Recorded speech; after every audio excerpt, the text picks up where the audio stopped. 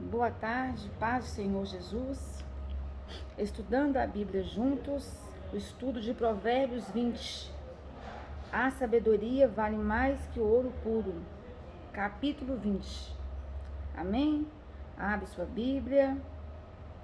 Vamos começar um novo estudo hoje. Eu, você e o Espírito Santo. O Espírito Santo nos deu o espírito de sabedoria, o espírito de revelação. Em nome de Jesus. O vinho é escarnecedor. A bebida alcoólica induz a brigas. Não é inteligente deixar-se dominar por elas. O que está dizendo aqui? Que alguém que provoca confusão. O vinho e a bebida forte são personificados como um bêbado. O livro de Provérbios associa embriaguez à pobreza.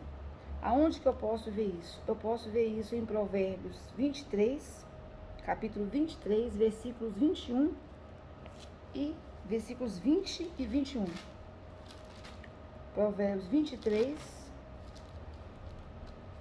versículos 21 e 21. Não caminhes com os que se encharcam de vinho, tampouco com os que se empaturram de comida, porquanto os bêbados e os glutões se empobrecerão, e a indolência os vestirá de trapos.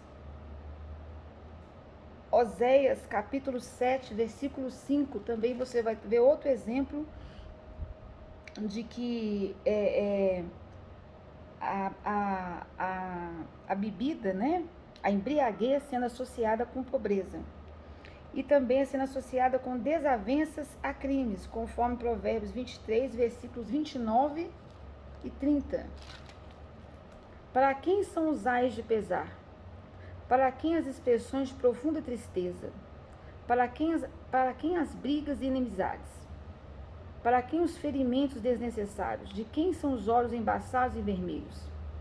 Para todos aqueles que gastam horas se encharcando de vinho, os que andam em busca de bebidas fortes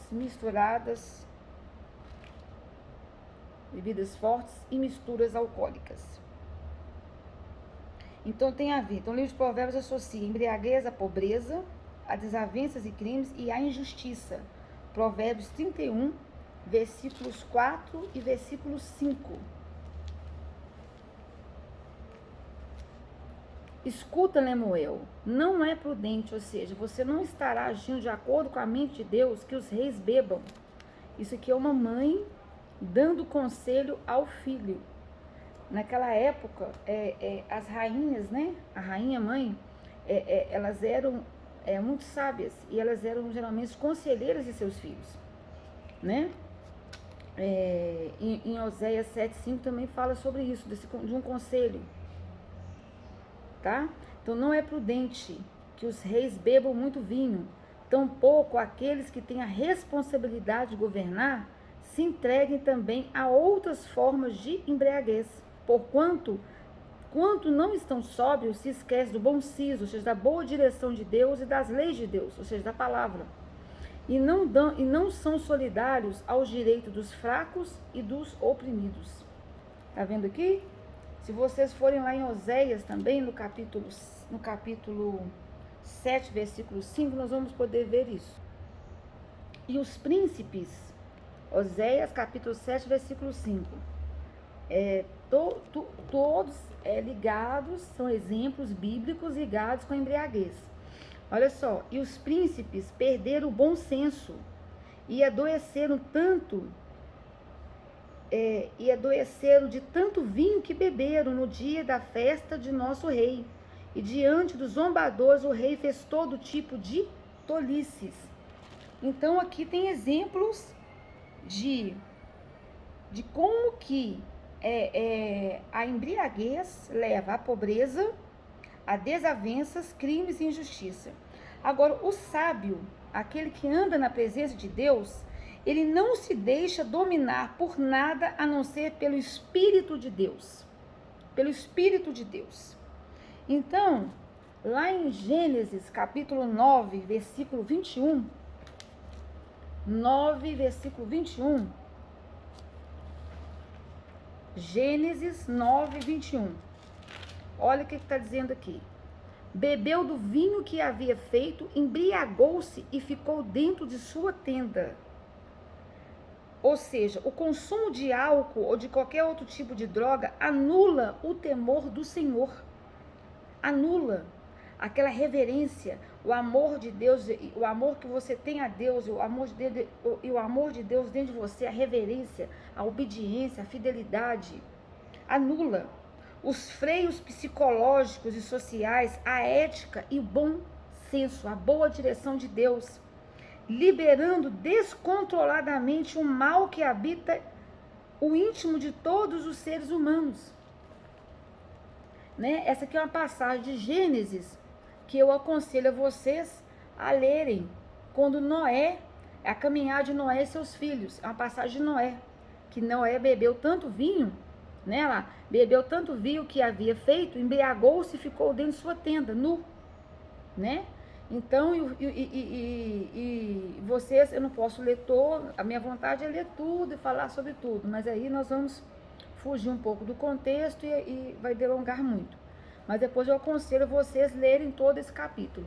Mas eu quero falar com vocês o que a embriaguez faz, né? Vamos lá. Isaías 28, versículo 7, são todos exemplos aí do vinho, né? Da embriaguez. Então a Bíblia está nos exortando, está nos ensinando. Aqui, ó. Isaías 28, 7. Mas estes também cambaleiam por causa de muito vinho e se desencaminham com a bebida forte. Até o sacerdote e o profeta caminham cambaleantes por causa da bebida forte. Estão tontos de vinho, perdem o equilíbrio e seus caminhos por causa da ingestão de grande quantidade de bebida forte. Erram, olha só, erram nas visões e tropeçam nos julgamentos. Aqui é o que está nos ensinando. Então, o álcool é a droga mais vendida em todo o mundo em nossos dias. E olha o que causa, né? Vamos lá. O medo, versículo 2, Provérbios 20, versículo 2 do Provérbio 20. O medo que o rei provoca é como o bramido de um leão. Quem o irrita coloca em risco a própria vida. Ontem nós falamos sobre isso, né? No Provérbio 19, versículo 12. Versículo 3. Qualquer pessoa tola, né? Qualquer pessoa tola que não está na direção de Deus, não está com a presença do Espírito Santo, não tem a presença do Espírito Santo, tem o poder de começar uma briga. Quem consegue pôr fim a contendas é que merece honrarias. Sim, porque a pessoa que consegue colocar fim a contendas, ela tem o quê? Fruto do Espírito, tem a presença do Espírito Santo. Ela é pacificadora, certo? O tolo não. Ele gosta de brigar, ele gosta de confusão, ele gosta de, né, olha lá, ele tem o poder de começar a briga. Agora, quem consegue pôr fim às contendas é que merece honrarias. Versículo 4. O preguiçoso, aqui no sentido espiritual, não ara a terra por causa do clima frio. No entanto, na época da colheita, na época que ele vai colher, na época que ele precisa dos frutos, ele procura por frutos, mas nada encontra.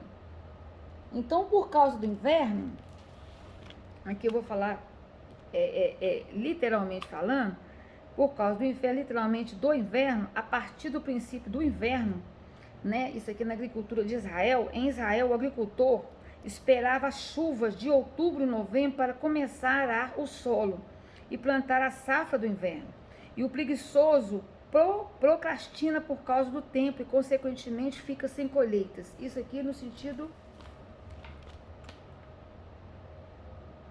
sem ser no sentido espiritual.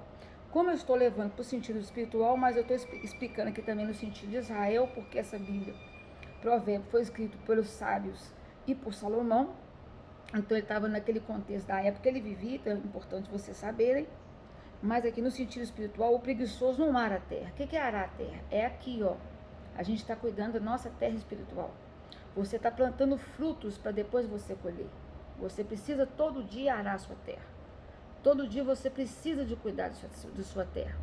Depois você precisa ver os frutos e colher os frutos, mas depois você vai falar, não, mas eu não tenho fruto. Porque todo dia o preguiçoso, ele fica procrastinando.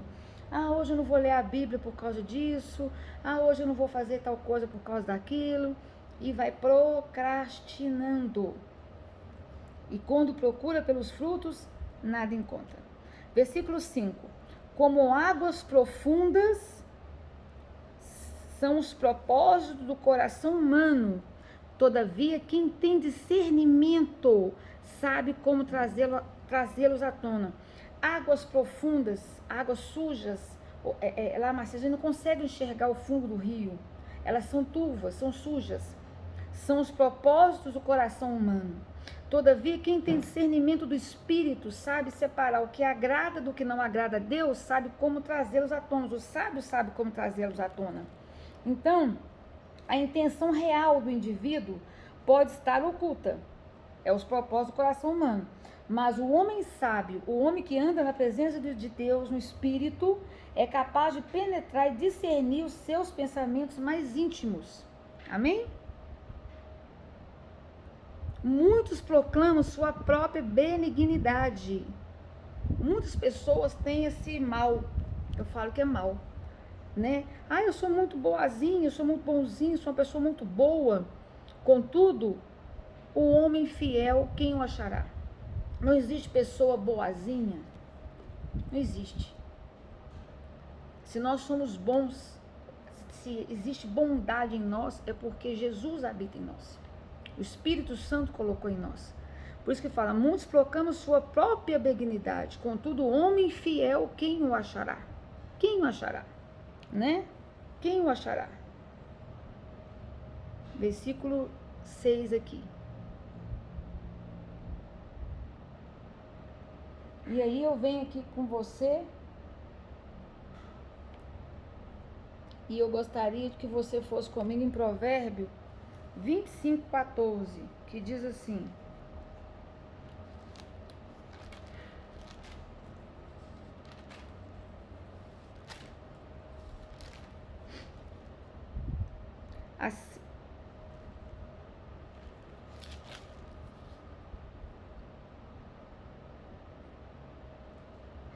nuvens e ventos e nada de chuva, assim é a pessoa que promete, mas não cumpre. Ou seja, muitos proclamam sua própria benignidade, mas o homem fidedigno quem o achará, né? Ou seja, é a pessoa que fiel, né? Fala, mas nunca cumpre. Mateus 6, versículo 2. Mateus 6, versículo 2.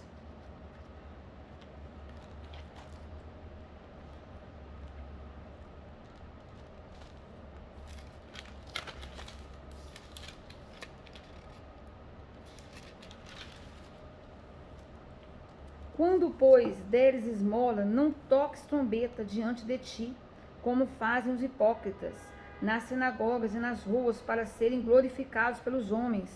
Em verdade vos digo que eles já receberam a recompensa. Ou seja, o que uma mão faz, a outra não precisa saber, né? Então, que são exemplos desse versículo aqui. Lucas 18, capítulo 18, versículo 11. Para exemplificarmos esse versículo 6. Lucas 18, versículo 11. Essa outra Bíblia que eu estou usando aqui, as folhas são bem juntinhas. O fariseu, posto em pé, orava de si para si mesmo, desta forma: ó Deus, graças te dou, porque não sou como os demais homens, roubadores, injustos e adúlteros, nem ainda como este publicano. Jejuo 2 vezes por semana e dou o dízimo de tudo quanto ganho. E o publicano, estando em pé, longe, não ousava nem ainda levantar os olhos ao céu, mas batia no peito, dizendo: ó Deus, se propício a mim, pecador, digo-vos que este desceu justificado para sua casa, e não aquele, porque todo o que se exalta será humilhado, mas aquele que se humilha será exaltado. Ou seja, Esse versículo de Lucas explicou todo o versículo 6 de Provérbio 20, né? Eu não preciso nem delongar. Amém? Vamos para o versículo 7.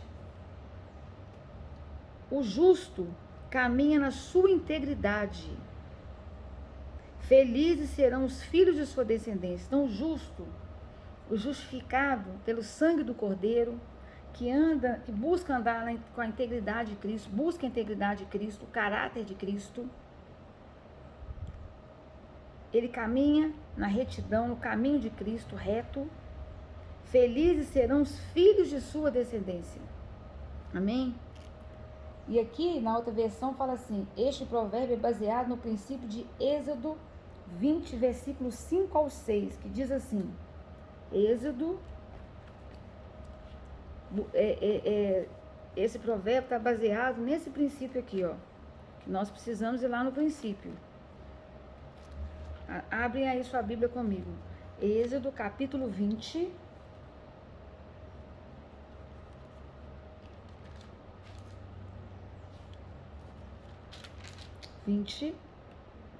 Versículos 5 ao 6. Não te prostrarás diante desses deuses e não os servirás, porquanto eu, o Senhor teu Deus, sou um Deus ciumento, que puno a iniquidade dos pais sobre os filhos até a 3ª e 4ª geração dos que me odeiam, mas que também ajo com amor até a 1000ª geração para aqueles que me amam e guardam os meus mandamentos. Glória a Deus. Glória a Deus. Amém? Agora vamos para o versículo 8 do provérbio 20. Assentando-se o rei em seu trono para julgar, com apenas um olhar discerne o que está ocorrendo de mal. Quem que é o rei? Jesus. Então Jesus, assentando-se em seu trono, com apenas um olhar, ele discerne o que está ocorrendo de mal. Versículo 9. Quem pode declarar, é o que eu estava, o versículo 9, eu acho que tem muito a ver com o versículo 6, sabe? Na verdade, do versículo 6 até o 12, o versículo 6, sabe? Ele tem a ver até do versículo 9 ao 12, tá? Eu até anoto aqui, o versículo 6, ele tem a ver do 9 ao 12, sabe? Então, vamos lá. Quem pode declarar, tenho consciência limpa, estou livre de todos os pecados? Olha, nenhum ser humano está completamente isento do pecado. Nenhum. Mas aqueles cujos erros e pecados foram perdoados podem se considerar justificados e, portanto, limpos diante do Senhor e da humanidade. Vamos comigo lá em Jó primeiro, Jó 14, versículo 4. Jó 14, versículo 4. Quem tem o poder de extrair algo puro e bom da impureza e da impiedade? Ora, nenhum ser humano, com certeza. Tá batendo ventinho aqui, tá voando. Nenhum ser humano, com certeza. Agora, Romanos 3, versículo 23.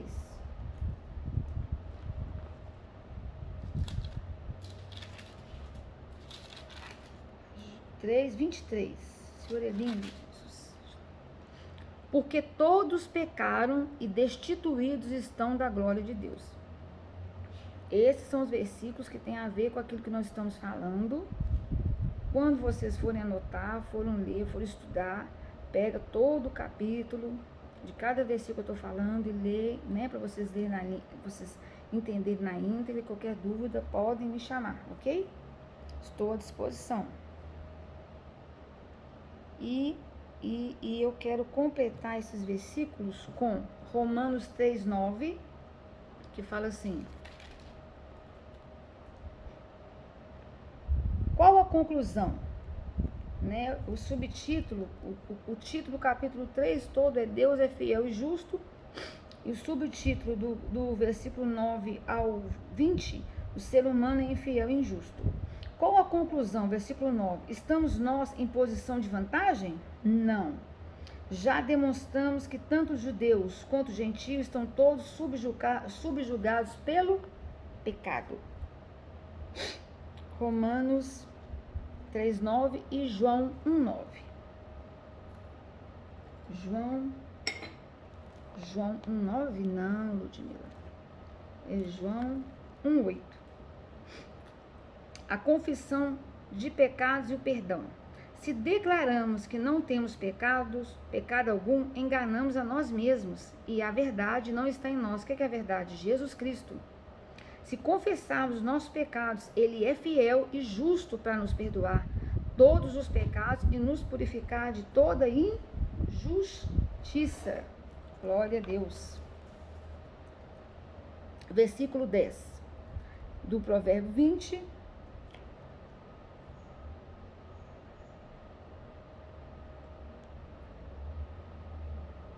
Ah, tá. E aqui no 9, né, quando a pergunta fala, quem pode declarar tenho consciência limpa?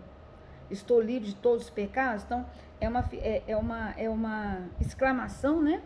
Quem pode declarar tenho consciência limpa? E uma pergunta, estou livre de todos os pecados? Então, a resposta que é uma resposta implícita. Ninguém, né? Esse versículo ensina a impossibilidade da perfeição e da ausência de pecado, porque perfeito é só Jesus, não é verdade? Glória a Deus. Versículo 10, voltando aqui para o Provérbio 20. 2 pesos e 2 medidas. Pesos adulterados e medidas falsificadas. São desonestidades abomináveis ao Senhor. Olha só. 2 pesos e 2 medidas. Pesos adulterados e medidas falsificadas. São desonestidades abomináveis ao Senhor. O Senhor abomina tudo que é mentira, tudo que é falso, tudo que é errado. Às vezes as pessoas usam em suas vidas de 2 pesos e 2 medidas. Lá na igreja eu sou certinho, em casa eu sou errado. Eu trato os irmãos de uma forma, em casa eu trato a minha esposa ou meu marido de outra forma. Não pode ser assim. 2 pesos, 2 medidas. São desonestidades abomináveis ao Senhor. Eu estou na frente de uma pessoa, eu sou assim, faço um papel de coerente, mas por trás eu falo até, né? Faço fofoca, faço contenda e por aí vai. Então nós temos que fazer sempre autorreflexões e pedir o Espírito Santo para nos iluminar. Quando a gente ora Efésios, todo dia eu faço esse comentário e vou fazer sempre, porque é o Espírito Santo que me toca para fazer, não sou eu. Pai, eu quero caminhar na luz do Senhor e que a luz de Cristo esteja em mim. E ela está, porque Jesus habita em mim, Ele é luz. E essa luz não é para as pessoas de fora, primeiro é para mim, para iluminar as áreas escuras que estão em mim, as áreas da minha alma que precisam ser tratadas, para que eu não viva 2 pesos e 2 medidas. Porque pesos assim são desonestidades abomináveis ao Senhor. O Senhor abomina. Então, é o que está falando aqui. E tem a ver com o versículo 6.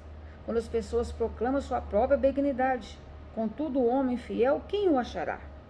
Tem a ver com o versículo 23. O Senhor detesta, nós vamos ler daqui a pouco, mas já vou adiantar o versículo 23. O Senhor detesta quem se utiliza de medidas e pesos desonestos. Ok? Versículo 11. Até mesmo uma criança revela sua personalidade mediante suas ações. Seu procedimento demonstrará o quanto ela é sincera e bondosa. Até mesmo uma criança revela sua personalidade mediante suas ações. Então, as atividades de criança em seus primeiros anos indicam a direção que sua vida está tomando. Os pais têm que vigiar muito, né? Isso cabe aos pais. E uma das coisas que os pais têm que, desde o início, desde pequenininho, desde pequenos, né, mostrar é isso aqui, ó, a palavra. Versículo 12. Os ouvidos que ouvem e os olhos que veem foram feitos pelo Senhor, que também tem a ligação com o versículo 6. E o versículo 11 também eu ligo ele ao versículo 27. Versículo 13. Não ames o sono, para que não empobreças.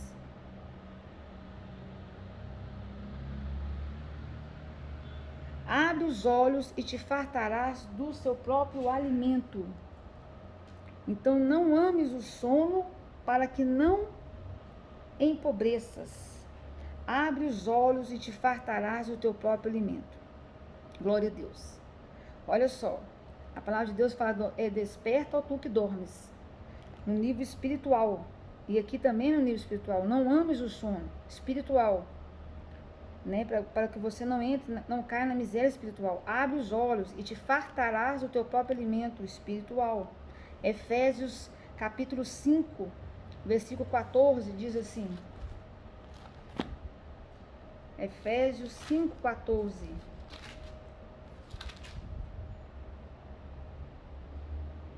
Por isso é que foi dito, desperta, ó tu que dormes, levanta-te dentre os mortos, e Cristo resplandecerá sobre a tua pessoa.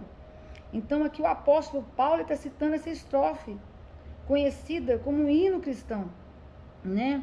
Apelando para que as pessoas, né? Apelando para que os incrédulos, né? Não deixem passar a grande oportunidade de aceitar o Evangelho, não deixem de aceitar o Messias, o Salvador Jesus Cristo para as suas vidas. E eu aqui faço um apelo para que as pessoas não deixem de aceitar o Evangelho, de meditar na palavra. As pessoas não deixem de aceitar Jesus Cristo como Senhor e Salvador de suas vidas. Amém?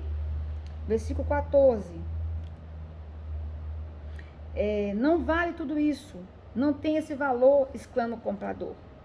Contudo, quando se vai, gaba-se de ter realizado um ótimo negócio. Então aqui é pechinchar exaustivamente a ponto de se ridicularizar o valor real do produto que se deseja comprar, com o fim de pagar o menor preço pelo objeto desejado, é um antigo costume nascido lá no Oriente Médio. Ainda, até hoje as pessoas fazem isso. Isso aí pode fazer. Mas depois você sair gabando disso, que você fez isso, e sair gabando disso, Deus não agrada não. Você pode fazer, você pode pechinchar, você pode escolher o menor preço, claro que você pode. Mas você não pode prejudicar aquela pessoa que está vendendo, certo? Você não pode fazer isso. Vamos lá. Porque a pessoa fala, não vale tudo isso, não tem esse valor, exclama o comprador. Contudo, quando vai, se gaba de ter realizado um ótimo negócio. Isso não pode. Claro que a gente pode pechinchar, fazer 3 orçamentos, mas ficar ridicularizando a coisa da pessoa, mas isso não vale, não. O preço é esse, então eu vou escolher, né? Vou fazer mais 2 orçamentos, porque eu não tenho condições de comprar nesse preço. Não é isso? Versículo 15. Mesmo onde existam muito ouro e pedras preciosas, os lábios que comunicam sabedoria, os lábios que comunicam a presença de Deus, são mais valiosos que uma joia rara. Então, aqui temos sabedoria, a presença de Deus, instrução. O que é instrução? O Espírito Santo nos dá instrução, instrumento para agir, a palavra de Deus, as entrelinhas da palavra de Deus, e conhecimento, toda a ciência da mente de Deus através da palavra. E podem ser o quê? Intercambiáveis, assim como a expressão que se diz aqui no versículo, né? A expressão aqui original e literal, que são rubis ou pérolas.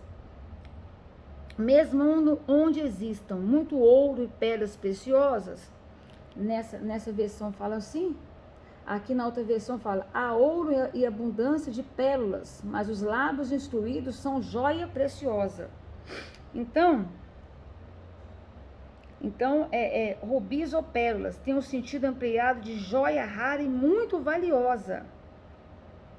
Joia rara e muito valiosa. Então a pessoa, quando ela tem os lábios que comunicam a presença de Deus, tem a presença de Deus no falar, são mais valiosos que joias raras.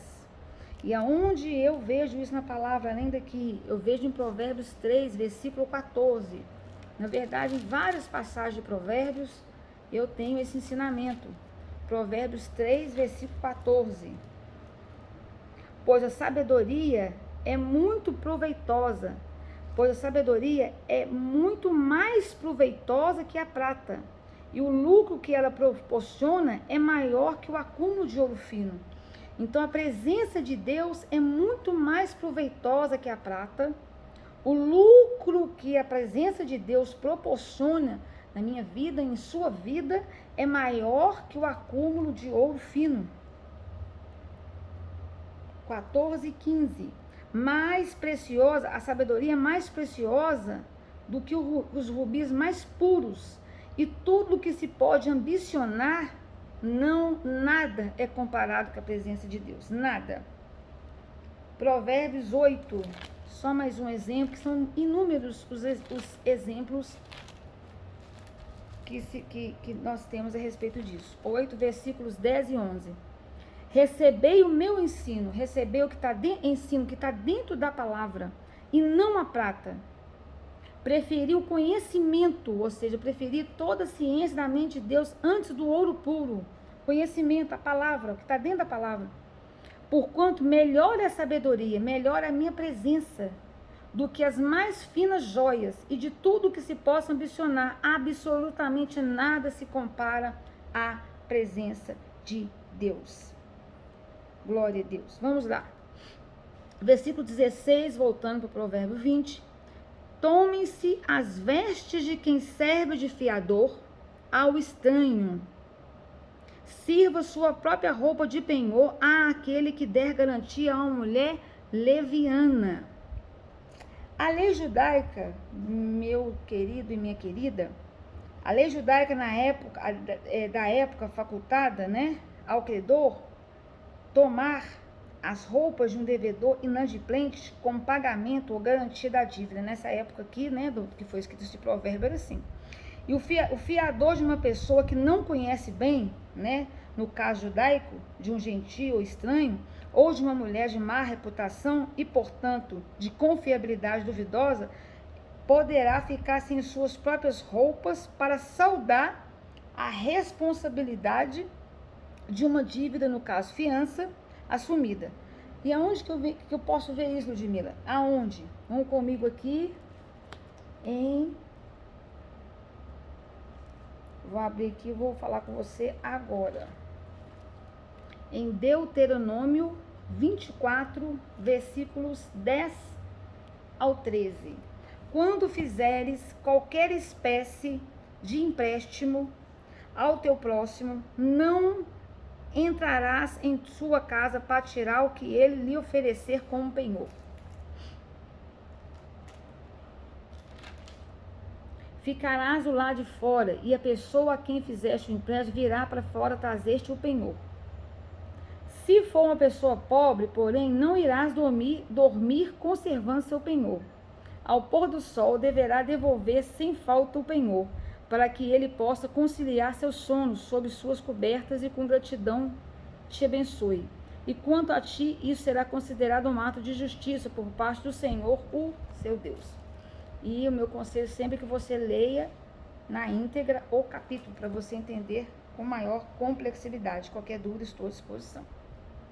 Vamos lá. Versículo 17. Deliciosa é a comida conquistada por meio de ardes e mentiras. Contudo, em breve ela se transforma em areia na boca. Então, na outra versão fala assim: suave é o homem, o pão ganho por fraude, mas depois a sua boca se encherá de pedrinhas de areia. Então, o que está falando aqui? Por ganho por fraude. É o pão da falsidade, ganho por meios desonestos. Ganhos por meios desonestos. No Brasil, há um dito popular que afirma assim: tudo que é gostoso faz mal, engorda ou é pecado. A verdade não está longe da sabedoria popular nesse caso. Agora, a insensatez, que nós falamos muito nos estudos de Provérbios, ou a mulher adúltera, são um exemplo claro que quanto o mal e o erro parecem atraentes e prazerosos. Entretanto, logo essas experiências tornam sofrimento e amargura. Como bem ilustra a metáfora nesse versículo. Mastigar areia. Vamos comigo lá em Provérbios 9, versículos 13 ao 18. E eu tenho exemplos assim, que eu conheço, que levou a pessoa à ruína. A pessoa perdeu tudo. A pessoa ficou pobre. Por que a pessoa ficou pobre? Porque a pessoa cedeu à mulher adúltera, ao adultério. Tem vários tipos de adultério, não é só adultério da carne, de trair mulher ou homem, não, né? Tem vários tipos de adultério.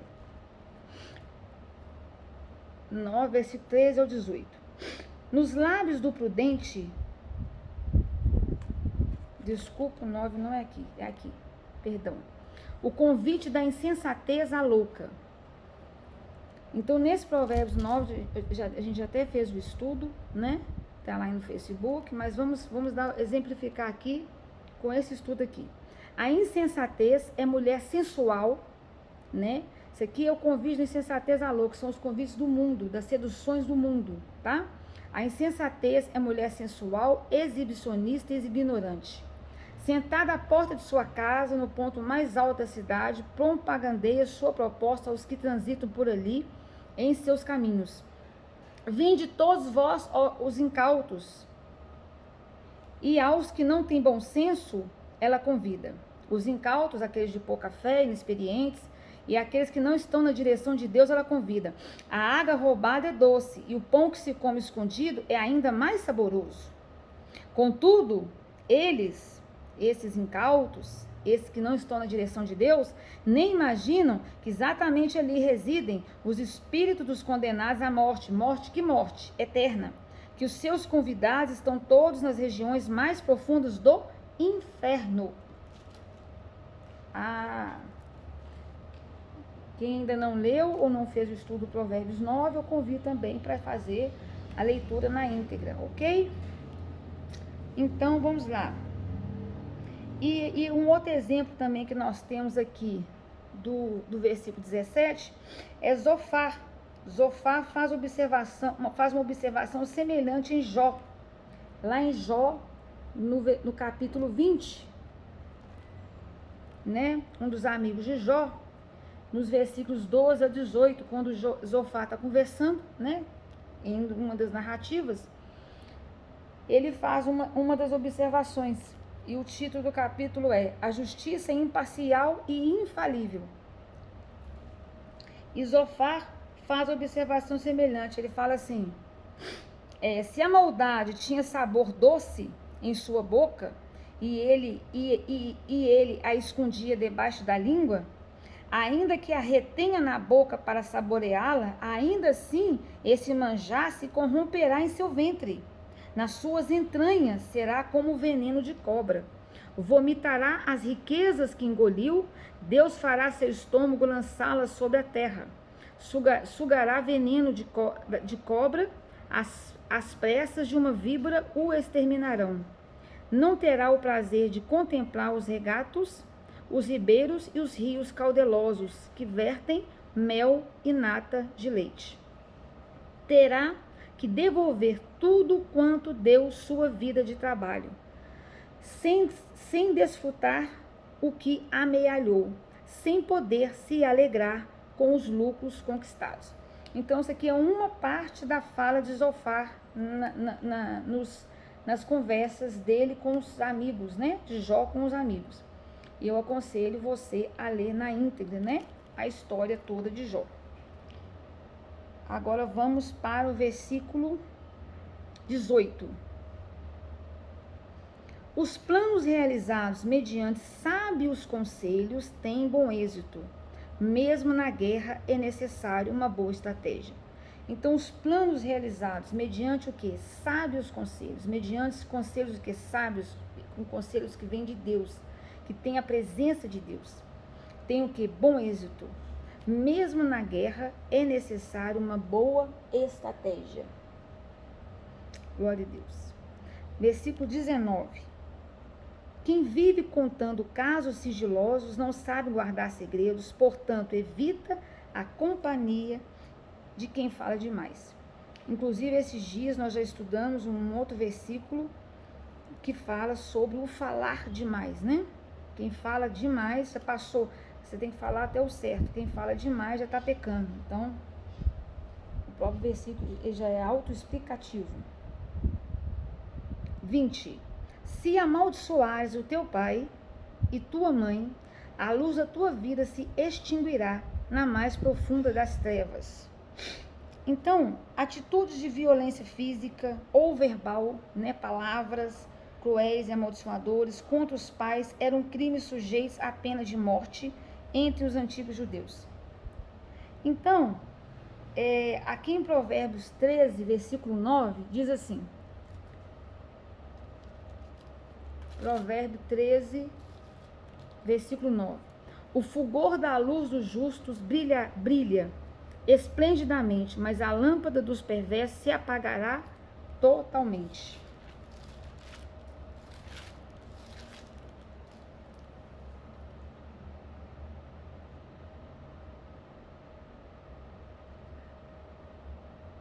E Provérbio 30, versículo 11 e 17 diz assim.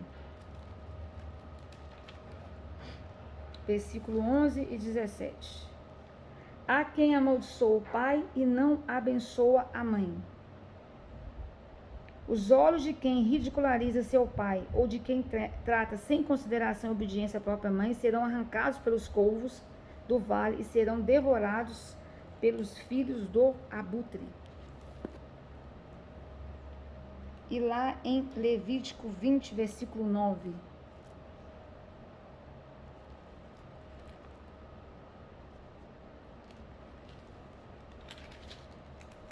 Portanto, quem amaldiçoar seu pai ou sua mãe deverá morrer.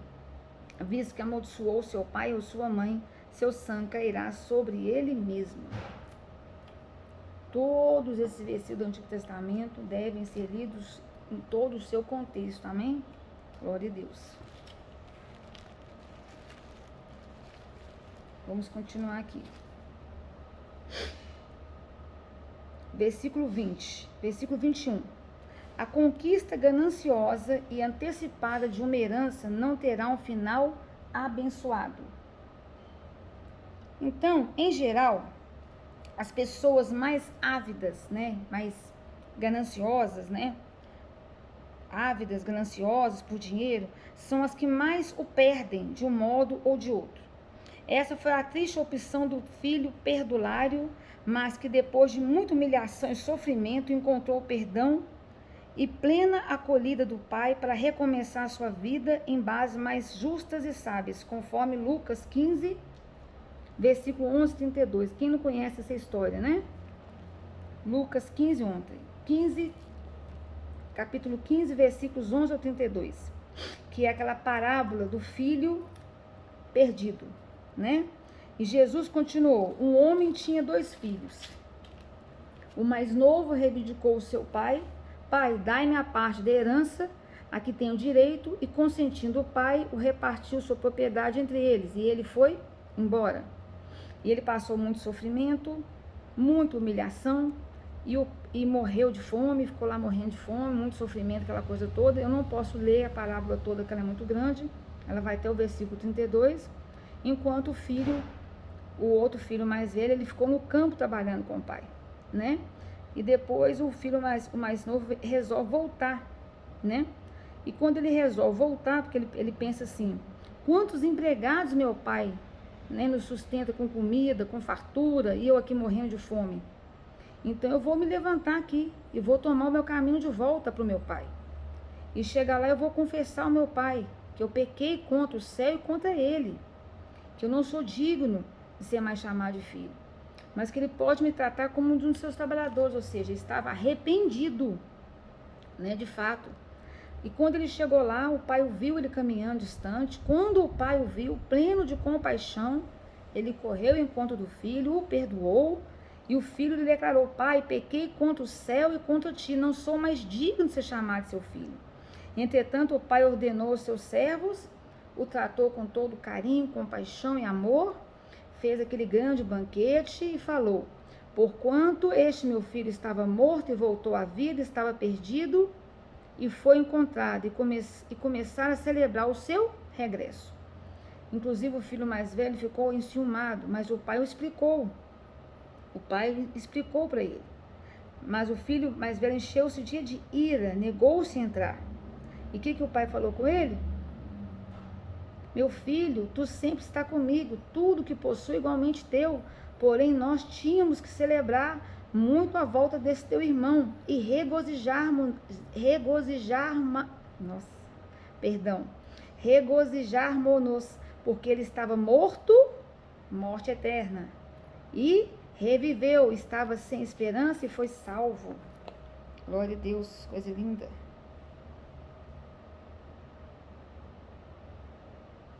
É isso aí. Então,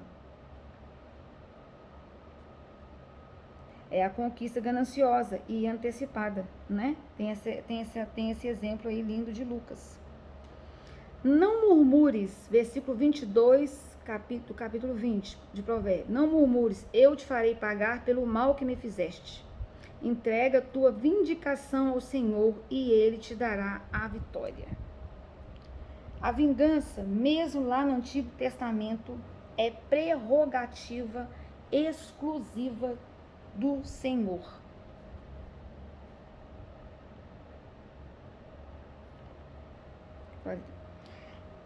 É prerrogativa exclusiva de Deus, pois Ele é o único que retribuirá a cada um com amor e justo vigor, sempre com o objetivo de quê? De instruir, corrigir, salvar o faltoso e perdido. A vingança humana, ela é uma punição destrutiva, pois sempre emprega maior força e intensidade do que o mal recebido e, portanto, acaba tornando-se também injusta. Assim, o mais sábio é entregar toda a vindicação, toda a nossa causa, ou seja, toda reclamação, toda exigência de direito e juízo aos cuidados do Senhor e esperar com fé por sua resposta. Há uma clara promessa de vitória para quem confiar na vingança do Senhor contra os perversos, por suas ações malignas. Lá no Antigo Testamento, podemos abrir aqui a nossa Bíblia, em Deuteronômio 32, versículo 35, o Senhor fala assim: a mim pertence a vingança e todo tipo de pagamento. No tempo certo, os pés dessa gente começarão a escorregar. O dia da sua desgraça aproxima-se, célere, e o seu próprio destino se apressa sobre eles, em nome de Jesus. Uma outra passagem está em Salmo 27, versículo 14, que diz assim, Salmo 27, versículo 14, confia no Senhor, assim fortalecerás teu coração, por depositares somente no Senhor toda a tua esperança, em nome de Jesus. Salmo 37, 34. Espera no Senhor e confiante segue sua soberana vontade. Ele te exaltará, dando-te a terra por herança, e verás os ímpios serem destruídos, em nome de Jesus. E por fim, Salmo 94, versículo 10. Salmo 94, versículo 10. Aquele que disciplina as nações os deixará sem a devida retribuição punitiva? Não tem conhecimento aquele que concede ao ser humano saber? Glória a Deus. Então, Deus é justo, é o nosso justo juiz. Versículo 23. O Senhor detesta quem se utiliza de medidas e pesos desonestos. Nós já estudamos hoje esse versículo, quando nós falamos do versículo 10. Então vamos para o versículo 24. Os passos do ser humano são dirigidos pelo Senhor. Como seria possível alguém discernir perfeitamente seu próprio destino? Então, a soberania de Deus sobre a vida do homem fica além da nossa plena compreensão. Amém? 25. Versículo 25. Cuidado, é uma cilada consagrar algo como santo mediante uma declaração irrefletida e só mais tarde pensar em todas as consequências do voto feito. Esse versículo nós vamos aprofundar. Então é perigoso dedicar algo ao Senhor e depois reconsiderar o voto. Versículo 25. Então, esse versículo 25 era um costume judaico, especialmente no Antigo Testamento.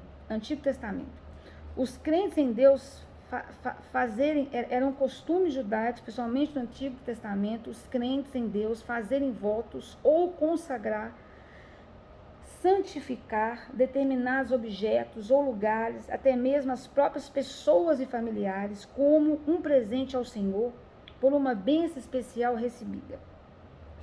Amém? Aonde que nós vamos ver isso? Vamos comigo lá em Levítico.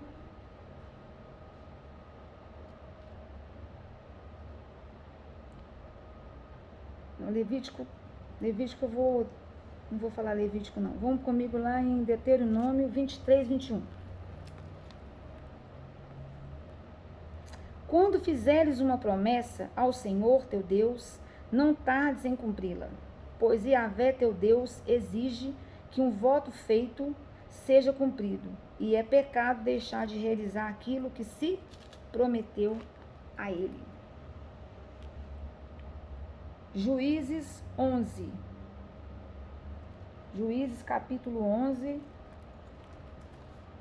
versículos 30 ao 35. É o voto e a vitória de Jefté.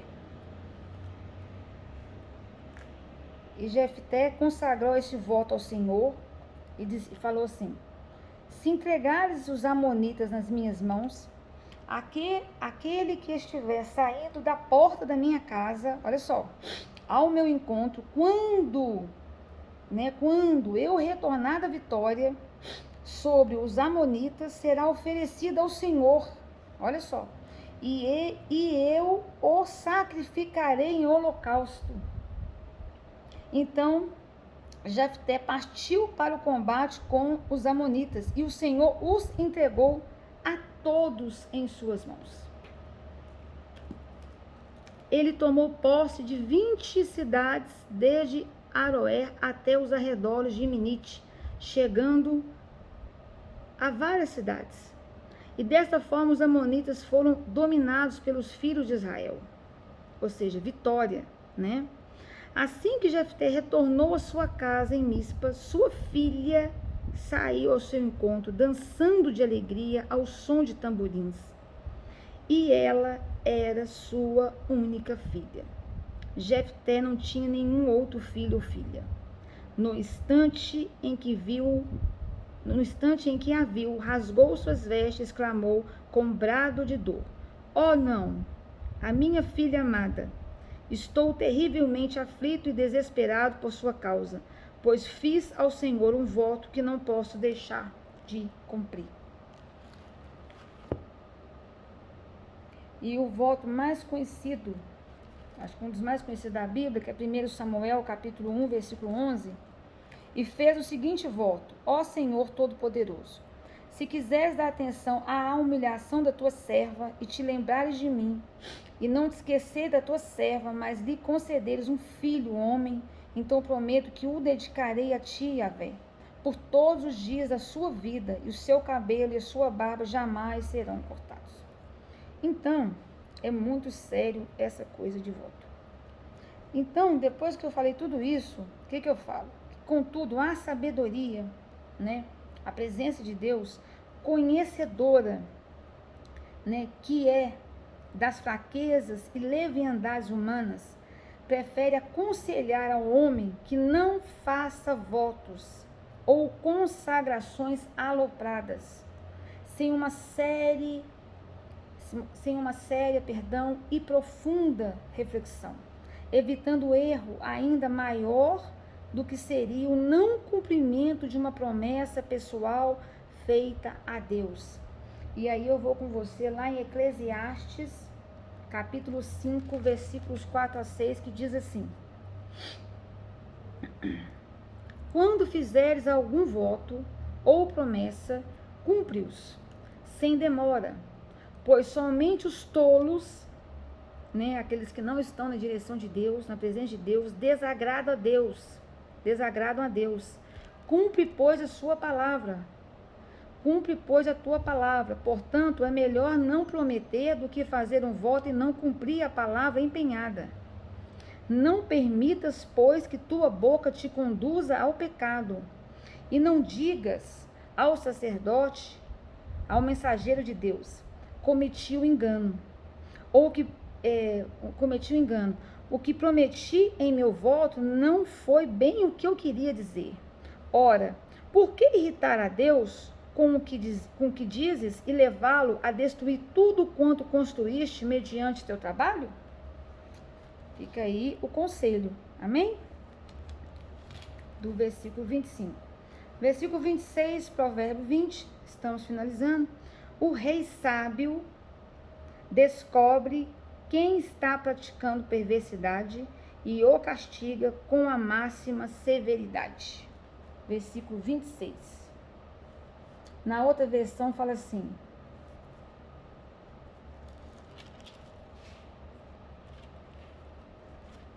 o rei sábio, é porque a outra versão fala o que eu quero dizer. O rei sábio joeira os perversos e faz passar sobre eles a roda. Joeira, pune a roda de carro usado para debulhar cereal. Então,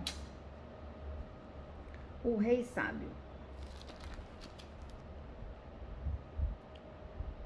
O rei sábio joeira os ímpios e faz passar sobre ele a roda. Então, a roda refere-se ao trilhador que separava os grãos da palha.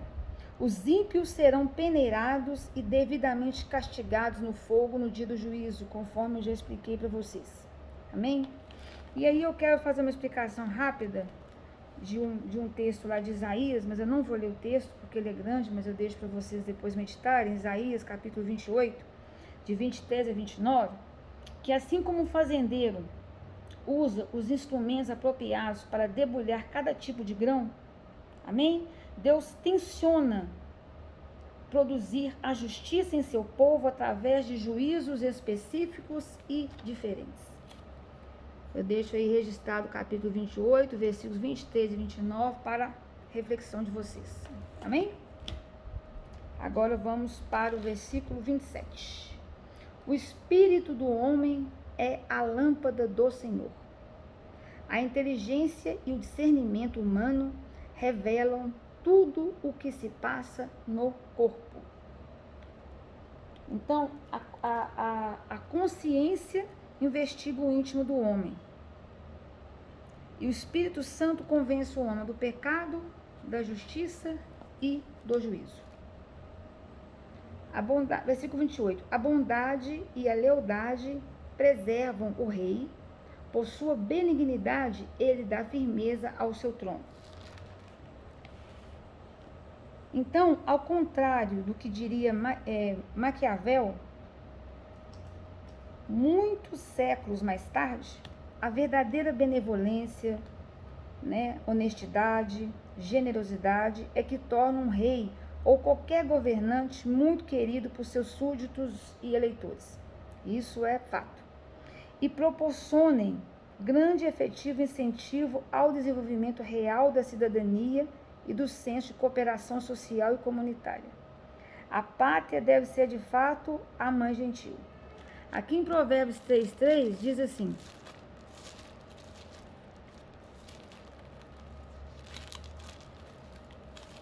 Provérbios 3, versículo 3 diz assim: que a benignidade e a lealdade jamais te abandone, ate-as ao redor do teu pescoço, escreve-as na tábua do teu coração. Provérbio 14, 22. Todos exemplos correlacionados com esse versículo. E ontem nós falamos sobre isso também. E hoje também eu já falei sobre isso. 14, 22. Acaso não é certo? 14, 22. Acaso não é certo que pecam os que tramam mal? Mas os que planejam o bem encontrarão o quê? Amor e lealdade. Provérbio 16, 22. O entendimento é fonte de vida para aqueles que o possuem, mas a insensatez traz castigos aos tolos.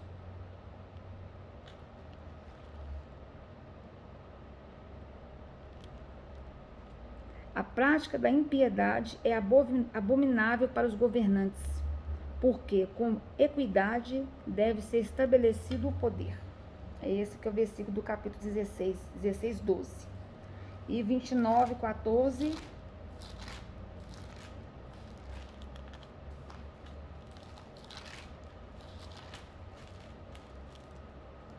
O rei que julga o pobre, com verdade estabelecerá seu trono para sempre.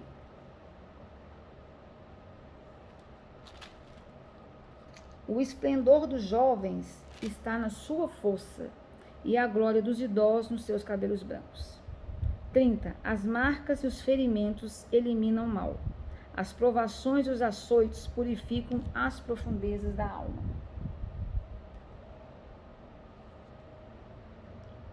Muitos se perguntam sobre o porquê da pobreza, o porquê das doenças, das guerras, dos cataclismos e sofrimentos sobre a terra. Uma das respostas é a sabedoria divina, clamando que às consciências dos povos para que se voltem para Deus, o Criador do universo, e o adorem com sinceridade de coração, obedecendo à sua palavra e aos seus mandamentos. Os ímpios, perversos e tolos, apesar de tudo, não aprendem, justamente porque são insensatos.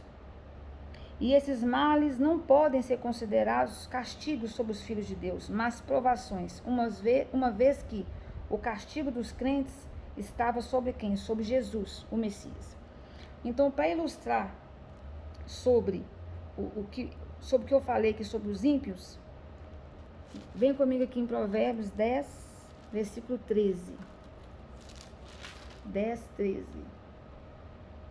Nos lábios do prudente, daquele que age de acordo com a mente de Deus, se encontra o quê? A sabedoria, a presença de Deus, mas a vara, ou seja, a palavra da repreensão, da disciplina, da correção que visa o nosso aperfeiçoamento é para as costas do desajuizado, daquele que não está na direção de Deus.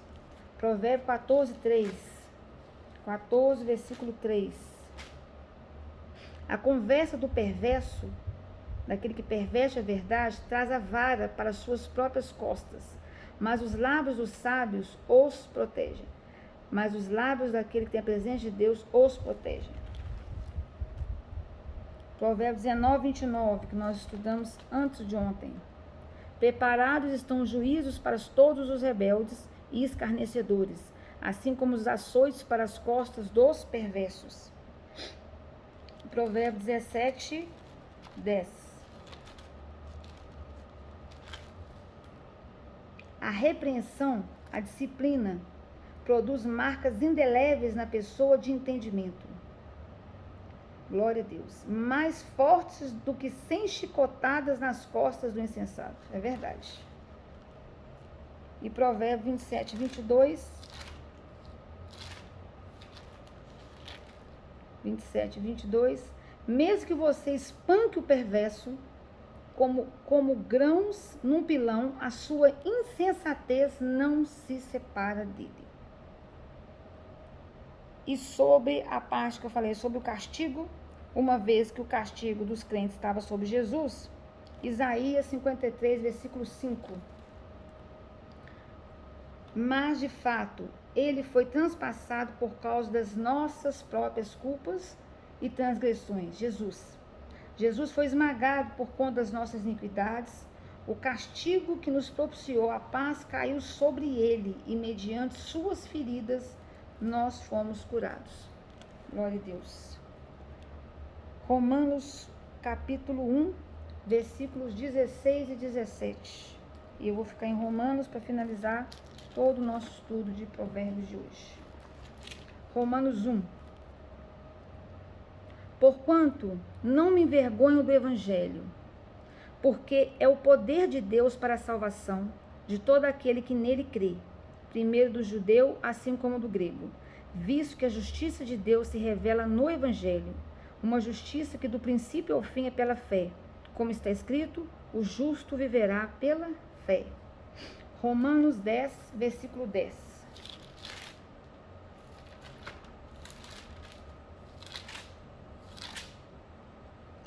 Porque com o coração se crê para a justiça e com a boca se faz a confissão para a salvação. Romanos 11, versículo 1. Indago, portanto, acaso Deus rejeitou o seu povo? De forma nenhuma. Ora, eu mesmo sou israelita, descendente de Abraão, da tribo de Benjamim. A Paulo falando, né? Não, perdão, queridos. É 11:11, desculpa. Estou vendo que não tem nada a ver. Uma vez mais pergunto, acaso tropeçaram para que ficassem prostrados sobre a terra? De forma alguma. Antes, pela sua transgressão, veio a salvação para os gentios, para provocar ciúme em Israel. 11:11. Perdão, viu, né? 11, versículo 1. E 13, versículo 11. Fazei dessa maneira, discernindo o tempo em que vivemos, pois que já é hora de despertardes do sono, porque agora a nossa salvação está mais próxima do que quando cremos. Amém e glória a Deus. Então, acabamos nosso estudando a Bíblia juntos hoje, Provérbios 20. Glória a Deus. E amanhã a gente vai estudar Provérbios 21, Deus controla o coração dos reis. Boa tarde.